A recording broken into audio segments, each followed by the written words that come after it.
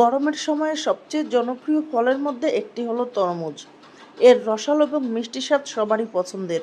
তরমুজ কেবল সুস্বাদুই নয়, স্বাস্থ্যের জন্যও ভালো। গরমের সময় তরমুজ খেলে তা আপনাকে হাইড্রেটেড রাখতে সাহায্য করবে, কারণ এটি পানিতে ভরপুর। এতে ভিটামিন সি এবং অ্যান্টিঅক্সিডেন্টও রয়েছে। কিন্তু অনেক সময় আমরা ভুল তরমুজ বেছে নেই, তখন প্রিয় ফলটি খেতে গিয়ে হতাশ হতে হয়।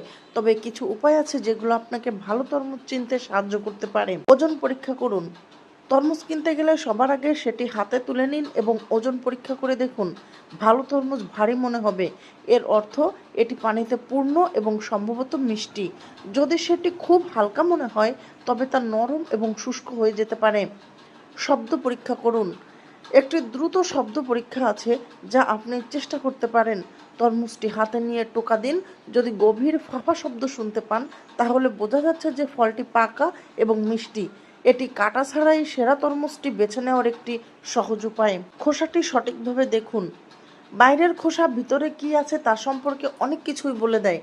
যদি খোসা গাঢ় সবুজ হয় এবং রুক্ষ অনুভূতি থাকে, তাহলে তরমুজটি সম্ভবত পাকা এবং মিষ্টি। চকচকে এবং মসৃণ খোসা সাধারণত বোঝায় যে ফলটি এখনও পাকেনি এবং এর স্বাদ খারাপও হতে পারে। ফলটির চারপাশ থেকে দেখুন। কেনার আগে সবসময় ফলটির চারপাশ থেকে পরীক্ষা করে দেখুন। যদি আপনি কোনো গর্ত দেখতে পান, তাহলে ভেতরে কীট থাকার সম্ভাবনা রয়েছে। এছাড়াও ফাটল, কাটা বা অন্য অদ্ভুত চিহ্নযুক্ত ফল কেনা থেকে এড়িয়ে চলুন। এগুলো ইঙ্গিত দেয় যে তরমুজটি খাওয়া নিরাপদ নাও হতে পারে। কাটা তরমুজ কিনবেন না।